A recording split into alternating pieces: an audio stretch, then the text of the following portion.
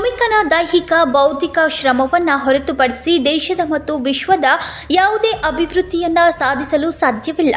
ಅಭಿವೃದ್ಧಿ ಎಂದರೆ ಮಾಲ್ಗಳು, ಹೆದ್ದಾರಿಗಳು ಮಾತ್ರ ಅಲ್ಲ. ದೇಶದಲ್ಲಿ ಹುಟ್ಟಿದ ಪ್ರತಿಯೊಬ್ಬ ಮನುಷ್ಯ ಅಪೌಷ್ಟಿಕತೆ ಇಲ್ಲದೆ ಆರೋಗ್ಯವಾಗಿ, ಶಿಕ್ಷಣವಂತರಾಗಿ, ಎಲ್ಲ ಮೂಲಭೂತಗಳ ಸೌಕರ್ಯಗಳಿರುವ ಸ್ವಂತ ಮನೆ, ಬದುಕು ನಡೆಸೋಕೆ ಉದ್ಯೋಗಕ್ಕೆ ತಕ್ಕ ಸಂಬಳ ಶ್ರಮಿಕ ಕಾರ್ಮಿಕರಿಗೆ ಕೊಡಲು ಕೇಂದ್ರ ಸರ್ಕಾರ ಸಂಪೂರ್ಣ ವಿಫಲವಾಗಿದೆ ಎಂದು ಗುರುವಾರ ಸುದ್ದಿಗೋಷ್ಠಿಯಲ್ಲಿ ಕೆ ಮಹಂತೇಶ್ ದೂರಿದ್ರು. ಕರ್ನಾಟಕ ರಾಜ್ಯದಲ್ಲಿ 2 ಹಂತದ ಚುನಾವಣೆ ಲೋಕಸಭೆಗೆ ನಡೀತಾ ಇದೆ. ಈ ಸಂದರ್ಭದಲ್ಲಿ ಕರ್ನಾಟಕ ರಾಜ್ಯದಲ್ಲಿರ್ತಕ್ಕಂಥ ಕಟ್ಟಡ ನಿರ್ಮಾಣ ವಲಯದ ಕಾರ್ಮಿಕರು, ಕಟ್ಟಡ ನಿರ್ಮಾಣ ಕಾರ್ಮಿಕರ ವಿರುದ್ಧವಾದಂಥ ನೀತಿಗಳನ್ನು ಜಾರಿಗೊಳಿಸಿರ್ತಕ್ಕಂಥ ಕೇಂದ್ರದ BJP ಸರ್ಕಾರದ ವಿರುದ್ಧ ಮತವನ್ನು ಚಲಾಯಿಸಬೇಕು ಅಂತೇಳಿ ನಾವು ವಿನಂತಿಯನ್ನು ಮಾಡಿ ಎಲ್ಲ ಕಡೆಗೂ ಕೂಡ ಸಭೆಗಳನ್ನು ಮಾಡ್ತಾ ಇದ್ದೀವಿ.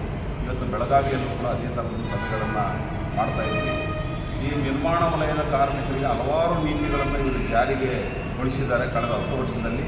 ಅದು ನೋಟು ಅಮಾನ್ಯೀಕರಣ ಇರ್ಬೋದು, GST ಇರ್ಬೋದು, ಕಟ್ಟಡ ಕಾರ್ಮಿಕರ ಕಾನೂನುಗಳನ್ನು ರದ್ದು ಮಾಡುವಂಥ ಕ್ರಮ ಇರ್ಬೋದು, ಅಥವಾ ಬಡ ಕಾರ್ಮಿಕರಿಗೆ ಯಾವುದೇ ರೀತಿಯಾದಂಥ ಕೆಲಸದ ಸ್ಥಳದಲ್ಲಿ ಸುರಕ್ಷತೆ ನೀಡುವಂಥ ವಿಚಾರದಲ್ಲಿ ವಿಫಲರಾಗಿದ್ದಾರೆ.